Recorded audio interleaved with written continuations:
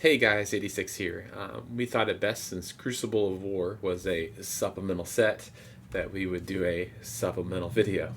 The truth about this was, as we began to talk, our video was about an hour and 20 of recorded minutes. So we decided to split it up, and hopefully make it about two videos of 30 minutes each. So feel free to sit back and enjoy, and hope that you like this. The first part will be the three heroes this week, and then the next week we will release the last four heroes. But really, we're gonna probably talk about two, maybe three. Alrighty, and hope you guys enjoy. Thank you. Hey everyone, welcome to One Resource Floating, the show where I don't know what we do. What do we do here? Too white. I can't have. We get white into on me. circuitous discussions, tangents about a card game I get haunted for about an hour and a half. at least 1.5 times a month. Wow. Okay. Well, that's what we do. Joining me today is Kayla, the voice that haunts our house because the exorcism apparently didn't work permanently. It's still not working. I've done the sage. I've tried the exorcism people. I've done peppermint. Nothing's working. Okay. And I am the 86. All three of us together, and only one of us has beaten Elden Ring. But today we're going to talk about a supplemental set. So we're going to do a supplemental video, and we will go through this quicker than we typically do. So today we're talking about Crucible of War, and most of these heroes actually have a card type that is also in the set. That's not in the set, in the game already. There's precedence. They've existed here, except for two, which we'll talk about, that are kind of weird. Coming to Crucible of War, it released all of the heroes in it in a non-token form. So they actually had a number. They were commons that you could draw. So they weren't the last pack of the last card of the pack. I can't talk today. Just I don't cut all think this the out. pack had tokens. I think it was just 10 No. cards. They didn't. It was 10 cards. It's 15 typical in a Welcome to Wrath or Arcane Rising. 16 technically because of the token, but 15 cards that you get out of the pack. 15 collectible numbered cards, and then a token of some variety. Yep. Mm-hmm. So this one just had 10 cards, and could be good, could be bad, could be. Everyone has that one set. They're like, oh, I always draw good from this set, or like this is mine. I felt like every time I bought a box of Crucible of War, it has paid off for me in dividends. My tunic is from Crucible of War. I got Courage of Blade Hold when it was more expensive.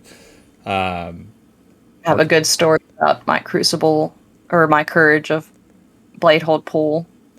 My first box is actually Crucible, and my first legendary pool was an Arknight Shard.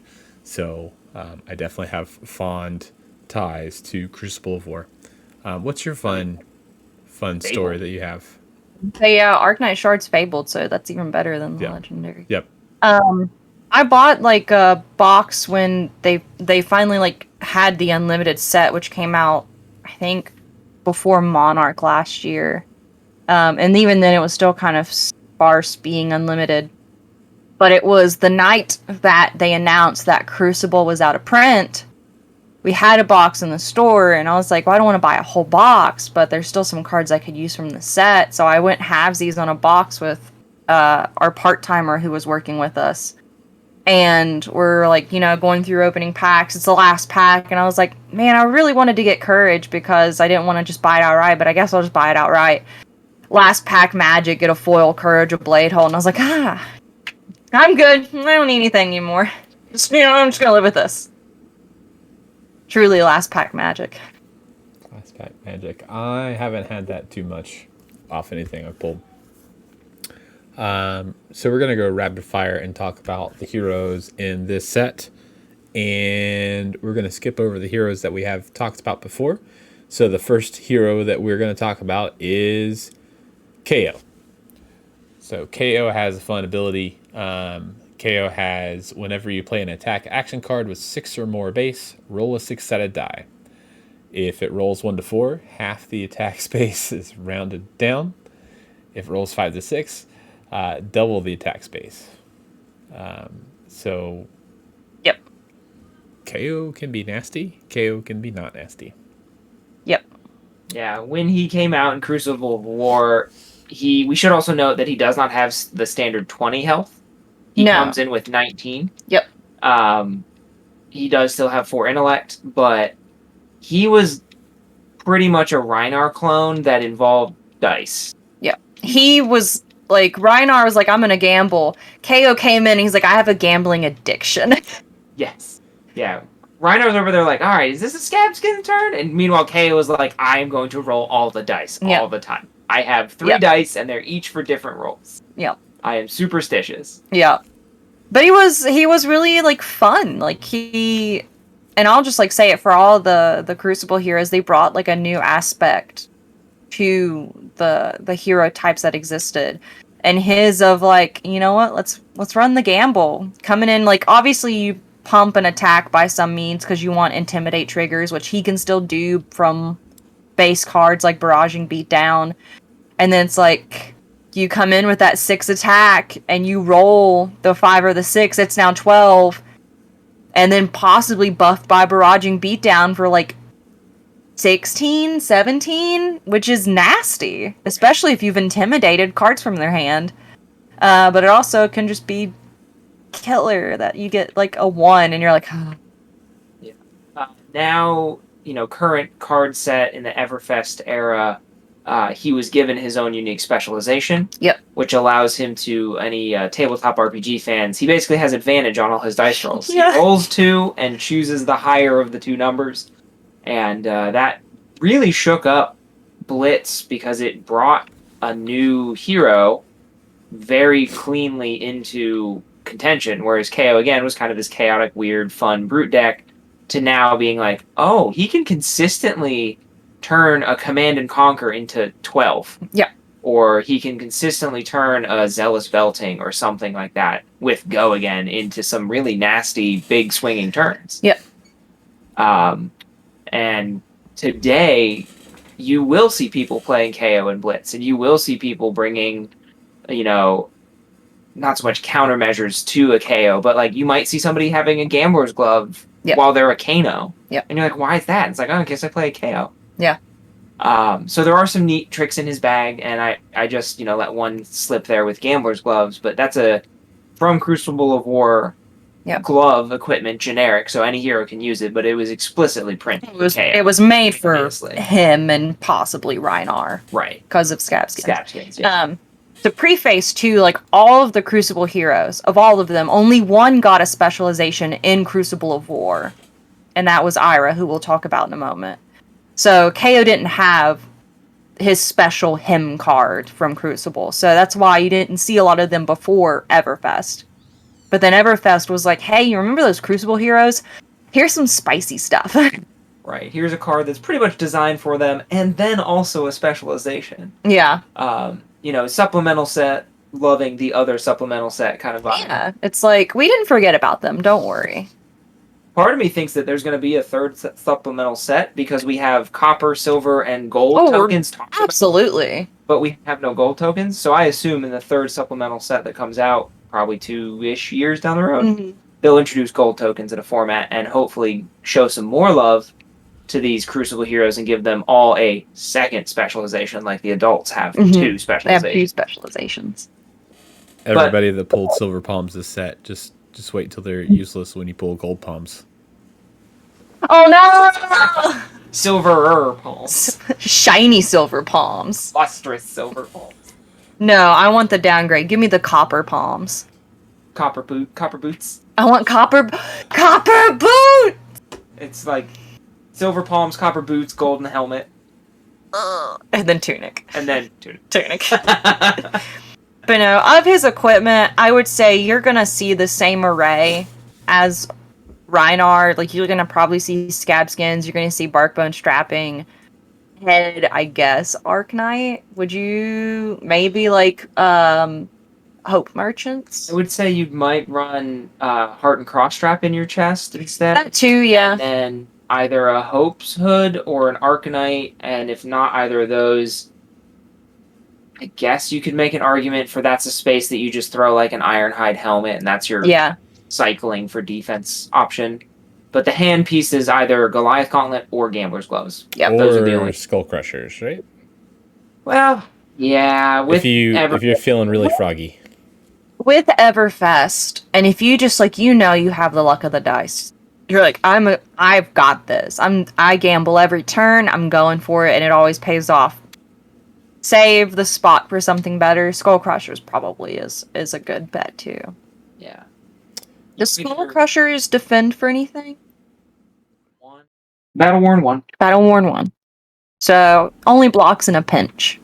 But the big thing about Skull Crushers is it applies to your weapons as well, that buff, because it's brute attacks, not actions. So, again, the Everfest concept was we're going to show these old Crucible heroes love, and they really leaned into all of the mechanics that were in the Crucible of War. So, KO was all about dice rolling, so they leaned into that. They gave him more incentive to. They also gave brutes new weapons in the set with mandible claws, which I see like all brutes running now. I don't see many romping clubs unless it's a sealed event.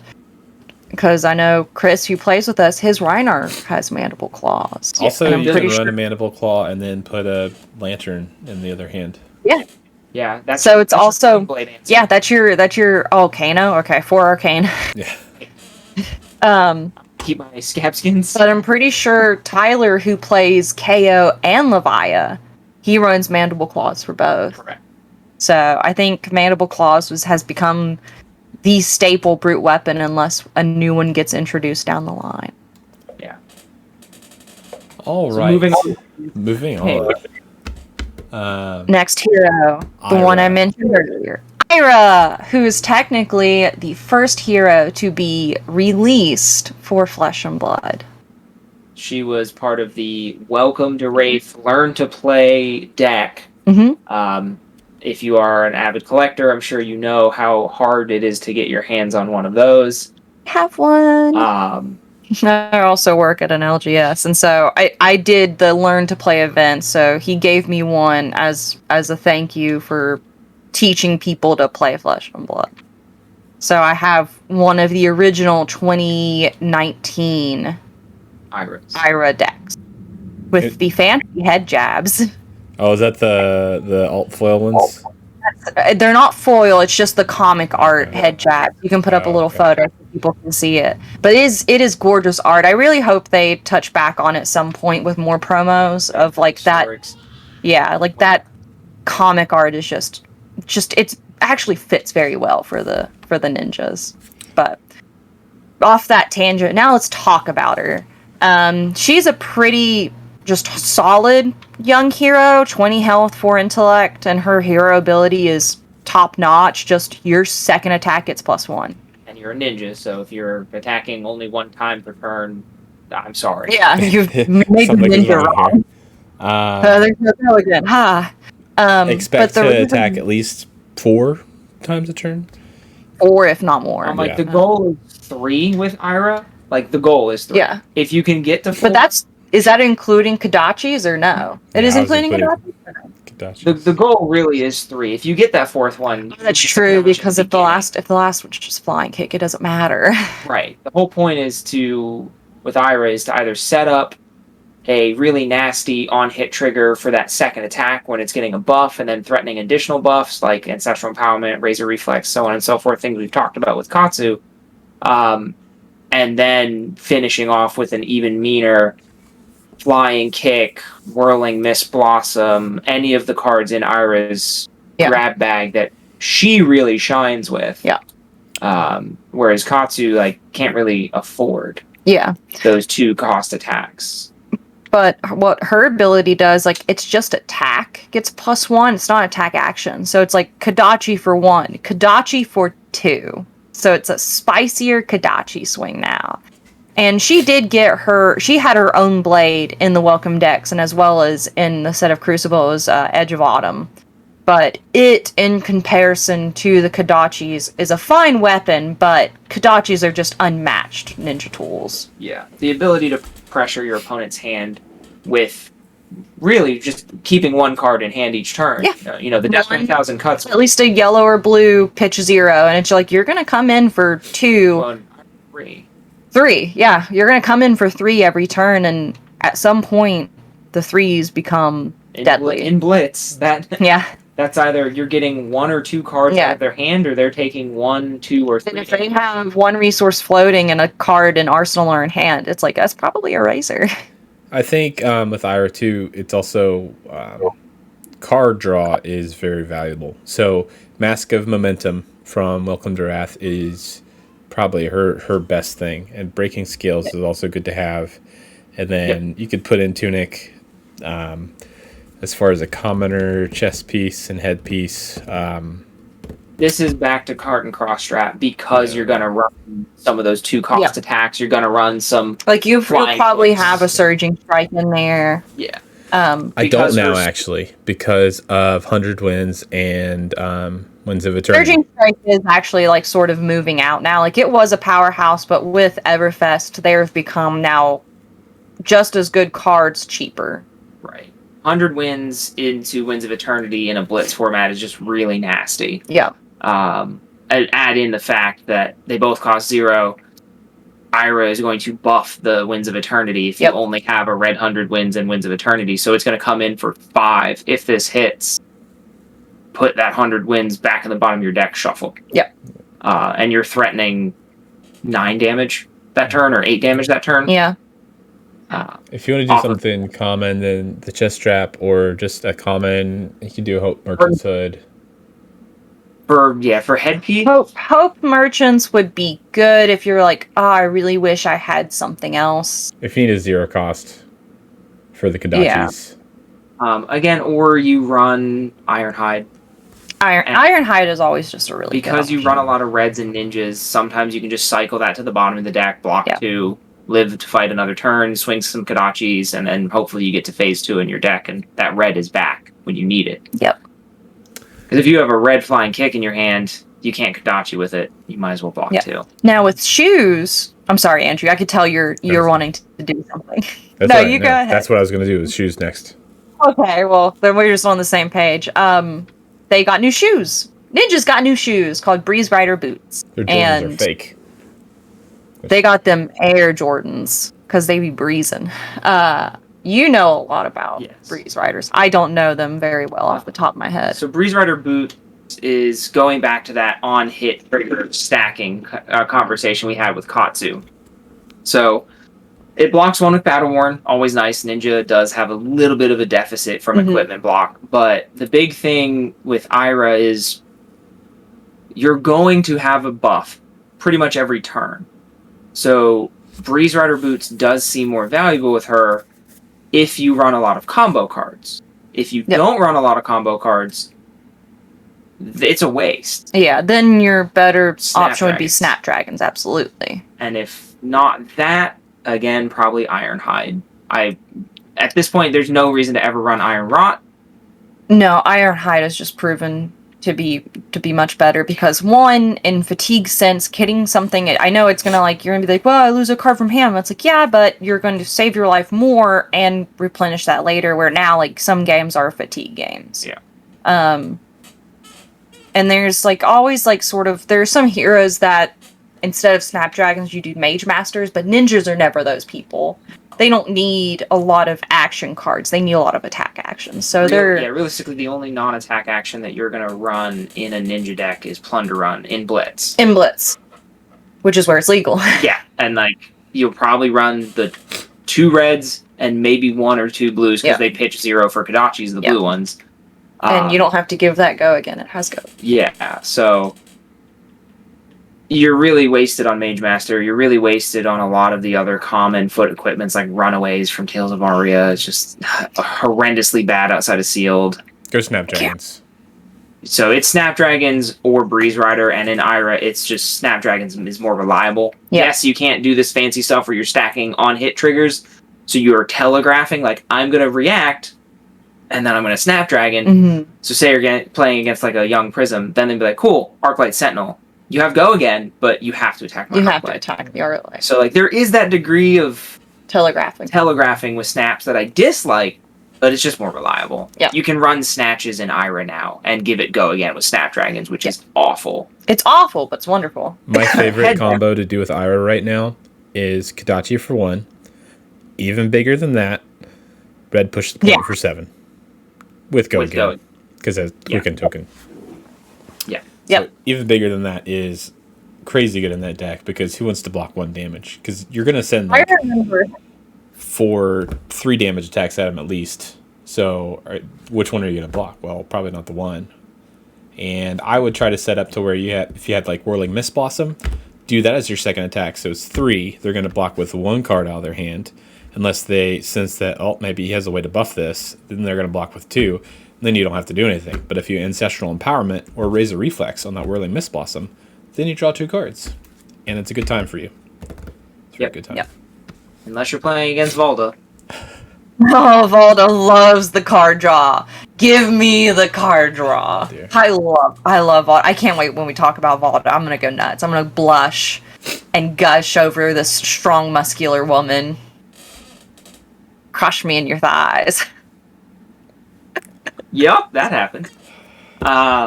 That's got to stay in, I guess. Benji. Benji is the little boy ninja, the cute little boy ninja who is so fragile. He has 17 health. I love Benji. In my very first we did our first store tournament, and the prize was a cold foil Benji, and I won him. Cold foil Benji was my first ever promo. I love that little boy. Tried to make a deck and it was awful. And now he is. This was 2020. No, he was. Or 2020, January 2021. Now, Benji scares me.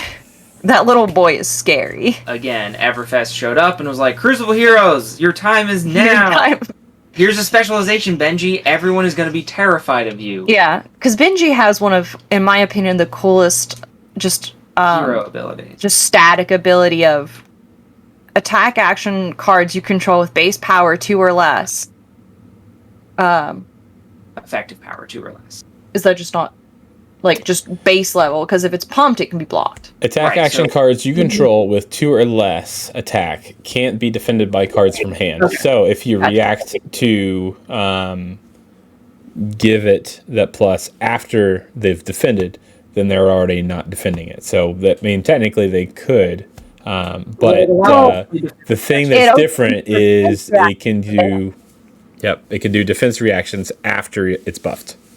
Yeah, yes. But with Benji, if he goes turn 0, which is what he wants to do, there's a good chance that they may not have the ability, because his ability also, it's cards from hand, including defense reactions. So if you let your opponent go first, they're going to have that opportunity to put possibly a defense reaction to arsenal, which could blow up your turn.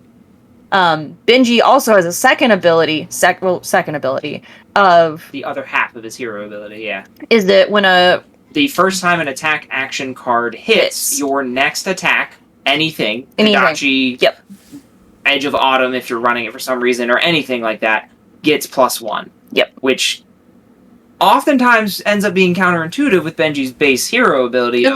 But you probably are going to use it just on the Kodachi, because if you're coming in with a head jab for 1, you can't block it. That sucks. Cool. Kodachi for 2. You can block it. You can block the Kodachi for 2, but you don't wanna block a Kodachi. And that leads most players against Benji. Like, I block what I can, and that's true. That's what you want to capitalize with. Benji is you show them hey, you can block this, and so then they do, and then you punish them for blocking by using a pummel or something that nobody should ever run in Benji. The voice is for sure the Benji player of the story. You've taken it to new extremes. I am going to correct us on one thing. We said that it's the first time. It's a once per turn effect, so you can do it It's just after when an attack action card you control hits, your next attack is +1. So it doesn't say the first time. It just says once per turn effect. My understanding of the But you rules as intended is it's not a may. It's not a may, so you can't. You're right. Yeah, you can't choose which attack action triggers his ability. And that's just to clarify that it is once. You don't get it every time an attack action hits. That they put it once. Yeah, but it's the first once it happens. Right. It's once the first time it happens. Yes. That is a very clunky way of being very specific and correct. Yes. Sorry. But we're both. Everyone's correct in what we're trying to say here. But I completely lost what I was going to say. His specialization is absolutely insane, and it meshes so perfectly with his hero ability. Again, Everfest really did the Crucible Heroes justice. His specialization is nasty it's so good. So his specialization, Spring Tidings, it is a base cost 0, comes in for 2 damage. Yep. And its effect is, they even word it, I love it. When Spring Tidings hits, because it will.